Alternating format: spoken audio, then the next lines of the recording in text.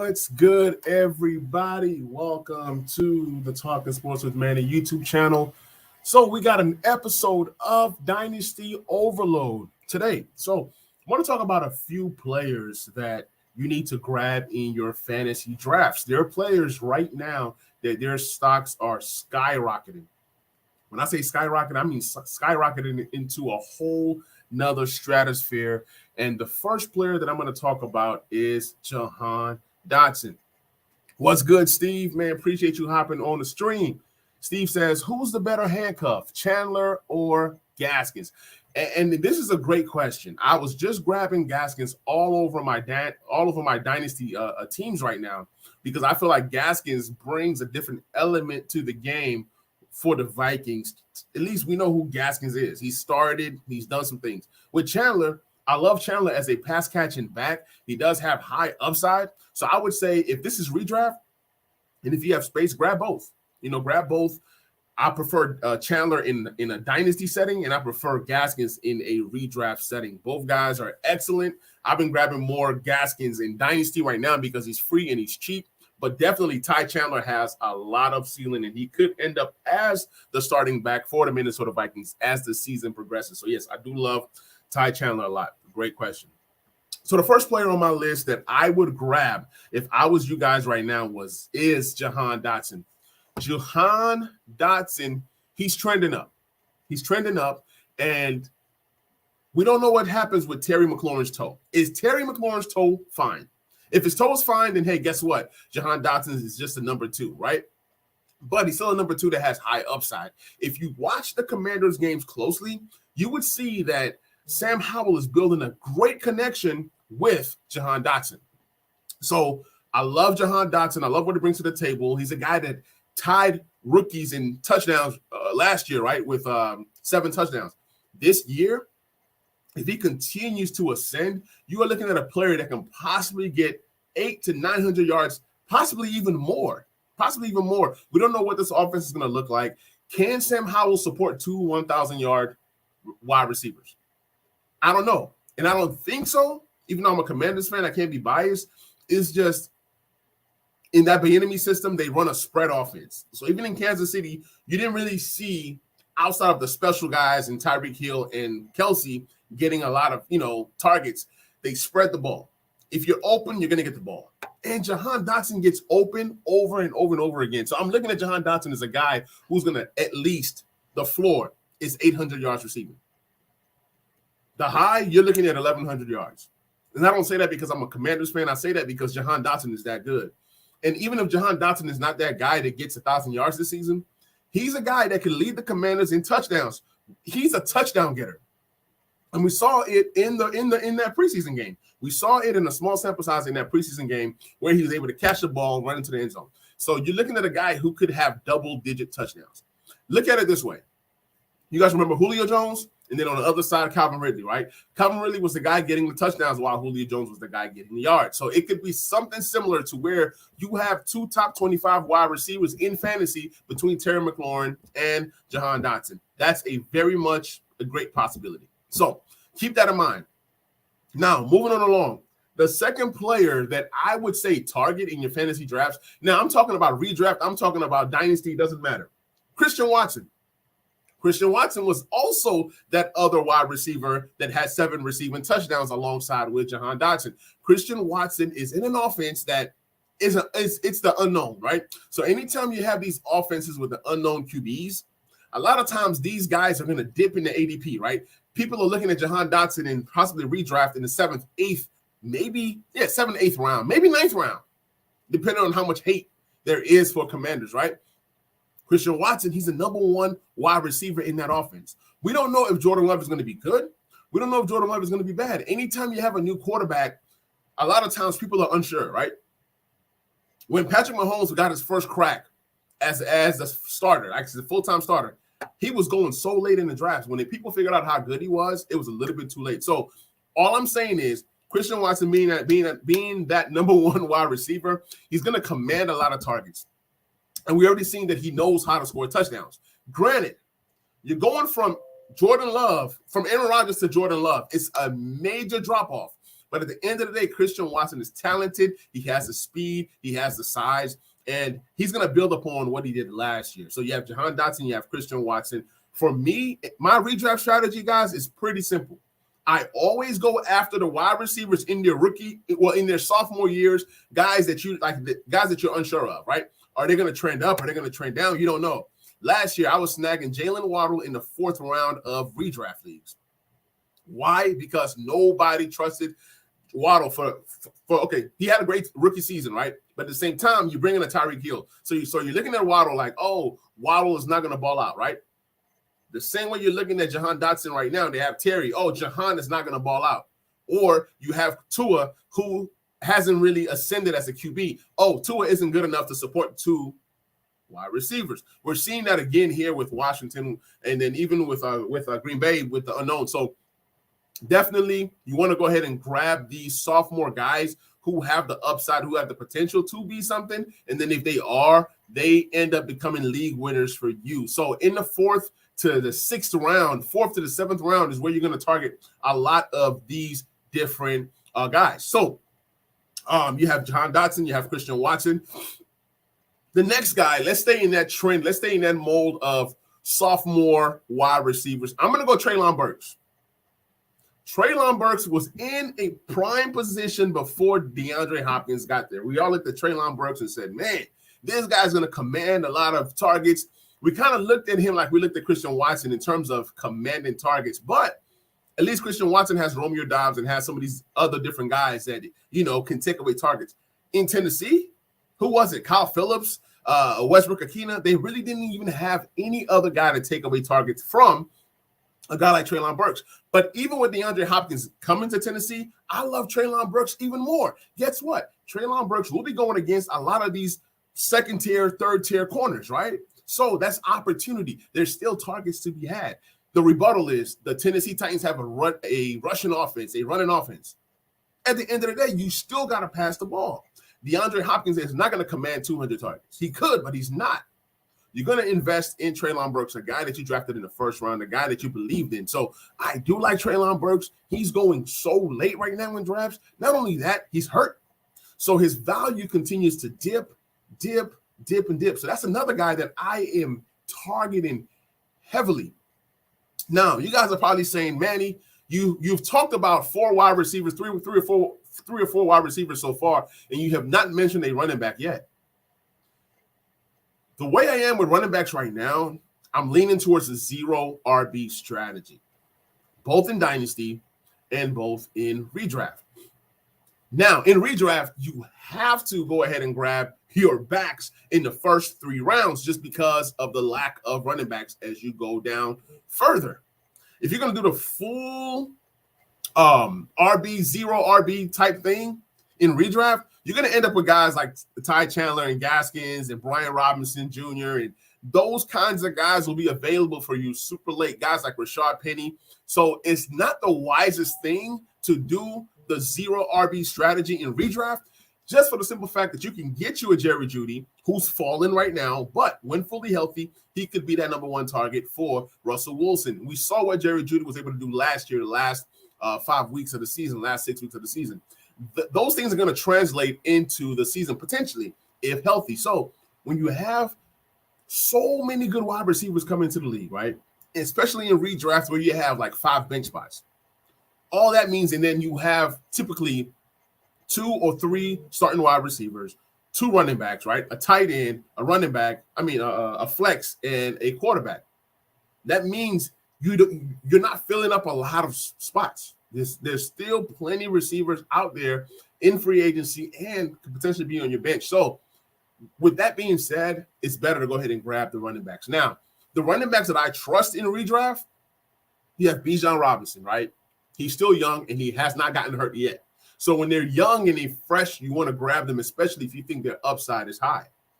2, a guy like Austin Eckler, who I know is a PPR monster, and he's been fairly healthy, knocking on wood. I pray he continues to be healthy, at least for this season. Then you have a guy like Christian McCaffrey, who's been healthy last year. We know who Christian McCaffrey is when he's fully healthy, possibly the best running back we've seen in a long time, the best running back in the league when fully healthy, Christian McCaffrey. So those are guys, 3 guys that I feel are first round worthy, and then have the highest of all highest elite upside when you talk about situation. Even Bijan Robinson being an ATL, being a first round rookie drafted running back, they're going to use them. And the NFL system is to use these running backs, run them to the ground, and then they end up like Jonathan Taylor. That's just what seems to continue to happen. Sometimes you draft a back who has star potential upside, like the Jets did with Breece Hall, and then you go ahead and you grab a Dalvin Cook in free agency. So that's why I'm kind of – there's a tier for me. You know, if you go by tiers, you'll be fine when selecting your running backs, especially in redraft. So those are the 3 guys I'm leaning towards getting in the first round. Now, Austin Eckler and CMC, those are guys that I can grab in the first 5 picks of my redraft. Now, Bijan Robinson, being a rookie, he's going to be a guy that you get the last 6 picks of your first round. It's up to you to know where you want to go ahead and grab him. I'm a Bijan Robinson guy. I was a Saquon Barkley guy when he came into the league. I was a Christian McCaffrey guy. So I'm that guy in redraft that grabs a lot of these rookie backs. Why? Because I grabbed them at value. Last year, I was able to get Breece Hall a lot in my leagues in the 4th round. And Breece Hall was doing great. He was doing excellent as my 3rd, 4th back on my team until he got hurt. And that's the biggest piece. These running backs do get hurt. So in your redraft leagues, you want to end your draft with anywhere between 4 to 6 running backs, especially if you're going to be an RB guy or if you're going to flex an RB, you're starting 3 RBs. You want to make sure you have anywhere from 4 to 6 backs. Now, my next tier after my 3 elite guys being CMC, Eckler, and Bijan Robinson is that next tier. Nick Chubb, Derrick Henry. Those are 2 guys that are going to get at least 25 to 30 carries a game. They're going to get the touches. Most times it's carries, but it doesn't matter. You always hear, oh, this guy just runs the ball. He doesn't catch the ball. He's not a PPR back. It doesn't matter. Nick Chubb is a guy that can get you 300 carries in a year, get you 15 to 1,800 yards in a year, and then you're talking about 10 to 15 touchdowns. Sometimes even more. So those are those next 2 guys that are like that next tier down, which is Nick Chubb, Derrick Henry. These 2 guys are consistent. You know what you're going to get. And if you're smart, you want to grab Nick Chubb. He's going to go in an early 2nd round. He's that good. He's that elite. If you're getting Nick Chubb in the middle to the end of that 2nd round, then you've won. Because Nick Chubb is that great. Now, you ask me this. How about those elite wide receivers like the Devontae Adams and Cooper Kupp and this guy and that guy? I get it. You might not have a Cooper Kupp. You might not have this guy or that guy. But guess what? You're going to have some other wide receiver hit that you grab between rounds 3 to 6. And I'm going to give you a prime example. Garrett Wilson. Last year, I was in on Garrett Wilson. I was grabbing him at the end of my rookie drafts. This guy ended up being the rookie of the year, and he ended up doing lots of great things, right? He now has Aaron Rodgers, so of course his stock is going to be higher. He's going to be a guy that goes mid to late 2nd round now, right? But he could have been a guy without Aaron Rodgers that you grab a little later, and then he's going to ascend. So you're still going to be able to get some of these guys. Like I said, there's so many wide receivers. When you talk about guys like Chris Olave and Jahan Dotson going in the 6th, 7th round, Terry McLaurin going in the 4th round, Amari Cooper going in the 5th, 6th round. And that was a guy that was a wide receiver 1. So you're going to have these receivers. They might not be Devontae Adams, but I guarantee you this. You go RB first and your RB stays healthy, you're looking at a guy like a CMC or even like a guy like a Bijan Robinson, Nick Chubb, Derrick Henry, some of these consistent pillars, right? They're going to give you that maximum effort, those maximum points out of your RB, and then you can compensate with a tier down or 2 tiers down off of these wide receivers. What happens if A.J. Brown goes down with injury, knocking on wood, and you was able to get a Devontae Smith, let's say in the 5th round or something like that, right? It's crazy. Then he ends up being a wide receiver 1. So the goal is secure your RBs however you get them, whether it's late, whether it's middle, whether it's early. And then you want to go ahead and try to hit on these wide receivers that you feel can be top 12 wide receivers. It doesn't matter where you grab them. It's about grabbing them with value. A lot of times I grab a Travis Kelce at the end of the 1st or even early 2nd because you know there's only one Travis Kelce. It's Travis Kelce that is a slight drop-off maybe a tier or two drop-offs to guys like Mark Andrews and Hockenson, which is that next tier of tight end. So you have to know where you're valuing your guys in the drafts. So a tight end that I'm interested in, that I'm excited about this year, is TJ Hockenson. And after I talk TJ Hockenson, I'm going to talk to you guys why you should go Ja'Marr Chase over Justin Jefferson in redraft. But first, TJ Hockenson, he is going to command a lot of targets. And if there's any quarterback that you should be grabbing this year late in your drafts, it's Kirk Cousins. Kirk Cousins will have a career high this year, both in passing yards, passing touchdowns, efficiency, all of that, just because of the weapons that he has. When you add a TJ Hockenson in a full year of camp and everything, and then you draft the Jordan Addison, who I felt was the second best wide receiver in the draft, second to JSN, those are reasons why Justin Jefferson might not get the amount of targets that he got last year. Well, you say, oh, Justin Jefferson, he's the best receiver, he's this. Why would you not feed the best receiver? He now has help. Why risk injury? Why overexert a guy like Justin Jefferson when you can get that same kind of impact from other guys like TJ Hockenson, Jordan Addison, KJ Osborne? All these guys are threats to a guy like Justin Jefferson, opposed to a Ja'Marr Chase. Yes, he has T. Higgins, right? But that has not affected what Ja'Marr Chase has done. Outside of T. Higgins, okay, you have Tyler Boyd. I mean, he's in the mold of KJ Osborne, okay? Then you have a guy like, let's say, Irv Smith, right? Who's really worried about Irv Smith, right? There's more weapons in Minnesota passing game. They've tried to improve that, right? So at least you know who T. Higgins is. You know what T. Higgins can do, and T. Higgins has worked well with a Ja'Marr Chase, and Ja'Marr Chase was still able to ball. But we have not seen what Justin Jefferson looks like with a rookie of the caliber of Jordan Addison. We have not seen a full season of TJ Hockenson with a Justin Jefferson. So these are real things. And then KJ Osborne, who had a mini breakout last year, he's not going anywhere. And it's just better team-wise for the Vikings to get all these guys involved than for our selfish reasons of Justin Jefferson commanding X amount of targets. We want him to have X amount of. I'm going to go out on a limb and say Justin Jefferson does not catch 100 passes this year. You can say I can put him at 89 to 90, but I just don't see 100 this year, just because I just feel like that Vikings offense is going to be that good. Now, the only way is if the Vikings are just ultra trash and just ultra terrible to where they just have to pass to continue to come back, then that's a slightly different thing. I do think that the Vikings improved this year. I just don't see Justin Jefferson duplicating what he did last year. Now, not saying he's going to have a bad season. I don't think Justin Jefferson is this year's wide receiver 1. He might be wide receiver 4, wide receiver 7. Stephon Diggs, right? He was wide receiver 1. What did he do the next year? So when these guys are wide receiver 1s, one particular year, ask yourself, how has that receiver, what did that receiver do to get to that status again? Now, this is not the days of Antonio Brown. Antonio Brown was one of a kind. He was one of a kind, and Roethlisberger was one of a kind. And those guys had one of the best connections I've ever seen in my life. And they ruined it because of this beef, that beef. This guy said this guy said that. We got Mike Brown in the building. Appreciate you hopping on the stream, man. So that's that. There's all kinds of different strategies that you can deploy when you are, trying to get your team together. Yeah, that's just what I like. That's just what I like. Different strategies, different things, trying to figure out values in your dynasty or fantasy drafts, redraft leagues. Yeah, it just is what it is. I'm sorry. I'm actually in the middle of a draft right now, and we are moving. This draft is Scott Fishbowl, a mirror league.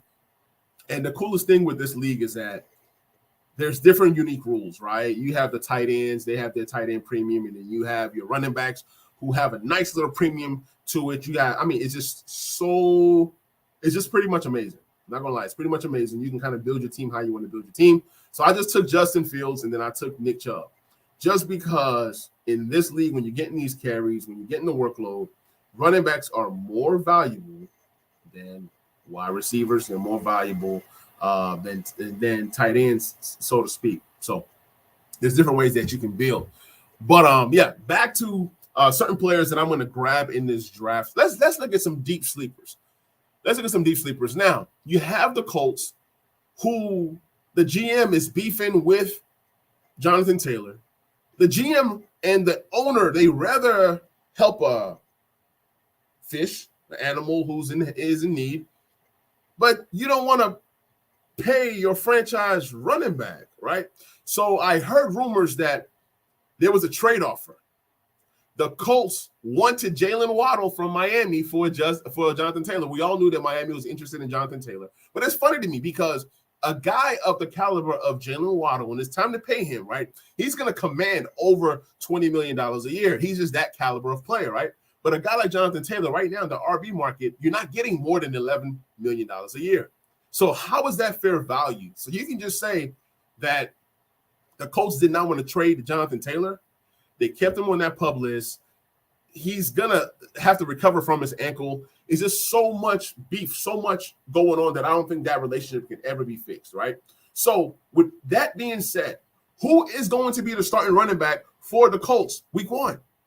You have Deion Jackson, who has had, some spot starts here and there and then kind of fielding well, can catch the ball, can run the ball. That's the guy I'm grabbing late in drafts, late in my redrafts, second to last pick, around there towards the end. Give me some Deion Jackson. Zach Moss is still recovering from injury. We don't even know if Zach Moss is ready. He's going to be ready week 1. And then you have Evan Hall, a rookie or a guy like Deion Jackson. Give me Deion Jackson. I think he can catch the ball. Now, the greatest running back on that Colts roster right now is Anthony Richardson. And we're going to talk about Anthony Richardson in just a minute. Mike Brown says, how do you feel about drafting Fields? Depends on what kind of league. If I am in a redraft league, Fields is a great pickup, but it's all about where I'm drafting him. I don't like to go quarterbacks early. I go quarterbacks late. But for a guy like Fields, if it's a league where touchdown passes are worth 4 points, then Fields is the guy that I'm going to target in the 4th round because I know he's going to run the ball and get those rushing yards. It's going to elevate him higher than most QBs. So, yeah, I like Fields a lot this year, especially in redraft. I do have some stocks and some shares of Fields in Dynasty. I'm just hoping that he stays healthy. These running quarterbacks, they tend to get hurt. So you make sure you have his handcuff. Timeout Sports, what's good, my brother? Timeout Sports, my guy, Manny. Colts just signed Kareem Hunt. It just makes so much sense. I do not know why Kareem Hunt or even a guy like Leonard Fournette haven't been picked up. This might mean that the Colts are not serious about winning. Just think about it. You're going to go into this season with Zach Moss, Deion Jackson, and Evan Hall. 3 guys that are unproven, 3 guys that are they're not good. They're not good. But you have a guy like Kareem Hunt, you know what you're getting out of Kareem Hunt, right? You have a guy like Leonard Fournette, you know what you're getting out of Leonard Fournette. Does it mean that they don't care about the development of Anthony Richardson? Does it mean that they want Anthony Richardson to run more?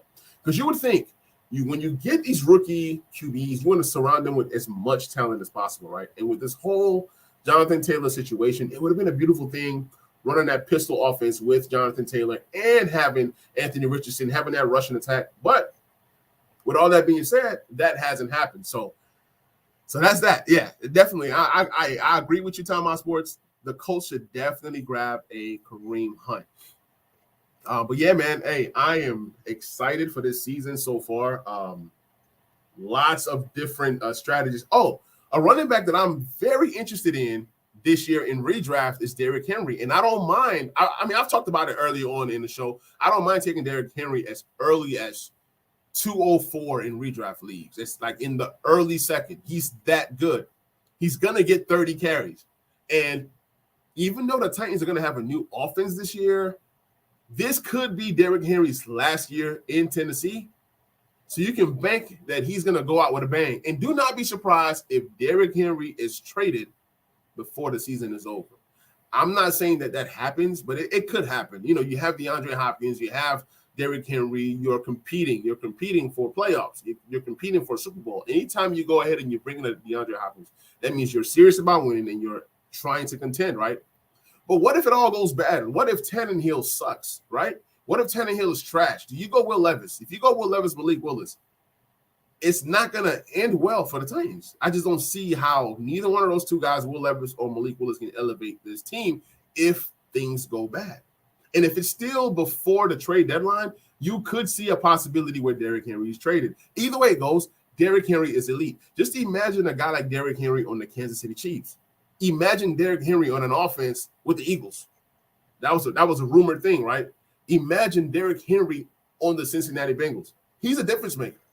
He's one of the most elite running backs to ever play in the NFL, right? He's cut differently. He's like in that Adrian Peterson realm. Like those guys that train and train. He's like a LeBron James in terms of the way that he takes care of his body and the way that he trains.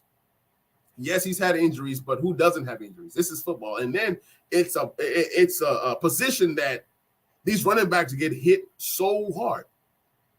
And Mike Brown is pretty sad right now that, Derrick Henry could leave. I'm not saying that he leaves. I'm just saying that this could be his last season because the way that the NFL is treating these running backs, they obviously don't care, right?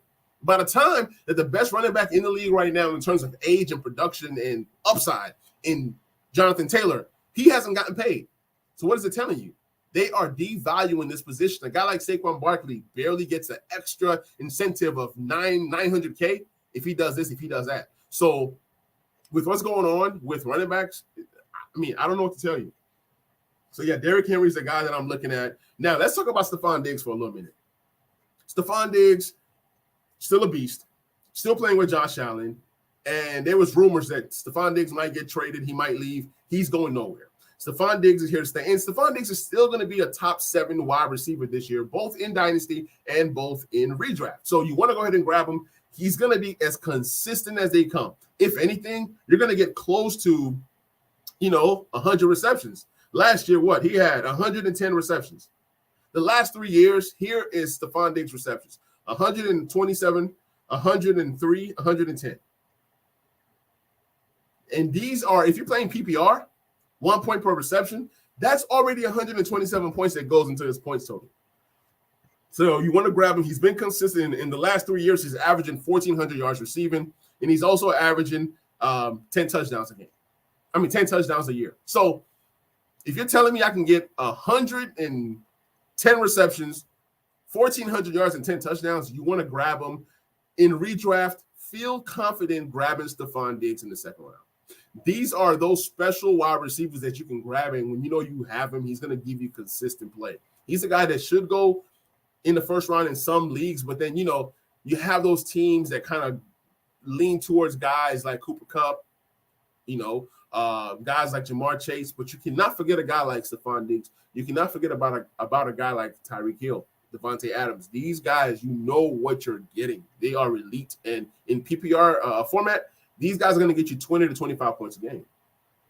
So you want to grab these guys because they're the model of consistency, and you know what you're getting. So yes, Stephon Diggs is still going to be very good.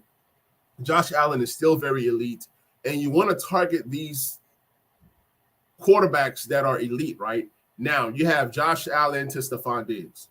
You have Jamar Chase catching passes from Joe Burrow. T. Higgins is like 2 or 3 tiers down. T. Higgins is still nice. He's more of like a flex guy or your third wide receiver. I'm not trusting T. Higgins in redraft as a number 2. I just can't. I'd rather get guys like Waddle or guys like Garrett Wilson. There's so many guys you can have as your wide receiver 2 on your particular team that are going to be better than T. Higgins. T. Higgins, for me, is more of a third wide receiver if you're starting 3, and then a flex guy. That's where I feel most comfortable starting T. Higgins. Now, the dynasty world is going to think I'm crazy, but a guy like T. Higgins, just ask yourself, he's never been – let's look up T. Higgins for a second because I don't want to talk and just be talking. If you look up T. Higgins, there's certain things that T. Higgins has yet to accomplish. But yet, in the dynasty world, T. Higgins is just highly rated. He's a young ascending wide receiver, this and that. But T. Higgins, here's his finishes in his 3 years in the league. Wide receiver 30 as a rookie. That's not bad. That's actually pretty good for a rookie. Wide receiver 22, so he's a low-end wide receiver 2, right? And then he finished wide receiver 17 last year, which is a, top-end wide receiver 2. He's never finished more than wide receiver 17, but yet we want to crown him as what he's not. T. Higgins is not a wide receiver one. I'm not saying that he can't hit wide receiver one stats. Just look at the stats last year: 75 receptions, 1,000 yards, 42, and 7 touchdowns. So in his career, he's been consistent: 6 touchdowns, 7 touchdowns. So if that's his ceiling, 6 to 7 touchdowns, then I'm gonna need some more yards. Like getting over 1,000 yards barely in the last 2 years, that doesn't impress me. 74 receptions each of the last 2 years, or something like that, it doesn't really impress me in terms of getting those guys that could be wide receiver ones. We talked about it early on in the show. It's all about where you drafting these guys, and value is everything. T. Higgins is a marvelous player. If you can get a T. Higgins in the 5th round of your redraft, that's a great value. And even drafting him there's still guys that I might take over T. Higgins. If Jerry Jeudy's fully healthy, give me Jerry Jeudy over T. Higgins. At least I know Jerry Jeudy is the number one, numero uno, going competing with Cortland Sutton, who's done nothing in the league in terms of being consistent, in terms of 1,000 yards and this and that. Cortland Sutton hasn't done that. A guy like Marvin Mims, who's a rookie, you know what I'm saying? He's a baby. You know what I'm saying? Breath smelling like Similac, still wet behind the ears. So you have to look at situations. You have to look at guys that you know could be alpha males, alpha dogs as your wide receivers. Guys like Cooper Kupp, A.J. Brown. Yes, A.J. Brown has Devontae Smith, who's a dog on the other side, but A.J. Brown is A.J. Brown. And Titans fans will tell you, Titans were foolish to let go of A.J. Brown. Devontae Adams, we all know what he brings to the table, right? Garrett Wilson, you're buying the upside. You're buying that Garrett Wilson could be Devontae Adams, if not better, but he's already off to a great start with what he did last year with the Jets, bum QBs. You can insert Aaron Rodgers and just think. Garrett Wilson had 1,100 yards last year with bums throwing to him. You insert a Hall of Famer in the caliber of Aaron Rodgers who can still ball. And what I see most out of Garrett Wilson is that he has the potential to get 14 to 15 touchdowns. So he might be worth drafting a little high. Because I look at the touchdown numbers for Garrett Wilson as something that could be pretty good. Mike Brown, big Titans fan, agrees with me that, letting A.J. Brown go was pretty crazy. Jalen Waddle, he's a dog, but he still has Tyreek Hill to compete with. But when you're looking at a guy like Jalen Waddle, right, compared to a guy like T. Higgins, but people will swear up and down that T. Higgins and Jalen Waddle are on the same level. I disagree. Rookie season for Jalen Waddle, wide receiver 17. That's pretty solid. He had his own offense. He was there by himself. He had 140 targets, and he was able to catch 104 of those for 1,000 yards, 15, right? And was able to get 6 touchdowns. But the beautiful thing with Jalen Waddle was his rookie season, he was able to get 104 receptions. And in PPR, that's all that matters, the level and the amount of receptions, the volume that you're able to get. Now, last year, you insert a Tyreek Hill and you're thinking that his production goes down. This guy jumps 10 spots up. This guy was wide receiver 8. Sorry, Jalen Waddle was wide receiver 13 his rookie season. I was looking at half PPR. In full PPR, he was wide receiver 13, and then he was wide receiver 8 last year. And this is, mind you, getting less receptions. He had 75 receptions. He had 1,300 yards plus. Then he had 8 touchdowns. That was what was able to kind of elevate this guy. So there's all kinds of ways you can look at these different guys. Timeout Sports says, I think T. Higgins could have 1,300 yards and 10 touchdowns in Detroit with golf. I agree. T. Higgins is one of my favorite wide receivers in the entire league. But when it comes to fantasy, I'm never going to put him up on this pedestal because of his situation. You are playing with Ja'Marr Chase, and I think that Ja'Marr Chase is the best wide receiver in the league. I think that Ja'Marr Chase is going to be the wide receiver 1 in fantasy this year, and it's not going to be close. I see people drafting Justin Jefferson over Ja'Marr Chase, and I think it's a huge mistake, but I do agree with you. T. Higgins definitely has the potential to have 1,300 yards and 10 touchdowns in Detroit. He's that good. What I don't like about T. Higgins is his situation. He is competing with a guy like Ja'Marr Chase. You will have a guy like Waddle competing with a guy like Tyreek Hill, but the kind of offense that they run and the way that they use Waddle, and then the way that Tyreek Hill opens it up for Waddle, where he can do it inside and out, Higgins can't do what Waddle can do. And in PPR, you want to go with the guys that can get you the most receptions, because just getting those 1 point per reception definitely boosts your points at the end. That's my time. I appreciate you guys. Please like, please subscribe, please share. I'll be coming on with more streams. Be sure to subscribe to the Dynasty Overload podcast. This is an episode for the Dynasty Overload podcast. I'm going to catch you guys on the next stream / episode. And through the season, I'll be doing a lot of different things. I'll be doing waiver wire gems, waiver wire pickups, trade advice, dynasty redraft, keeper leagues, best ball. I'll be doing it all. I'll be doing more football content. The season kicks off next Thursday. I'm definitely possibly going to be coming on Thursday. Wednesday to stream and preview that game heading into the big year. I'm going to catch you guys on that next one, man. I'm out. Peace.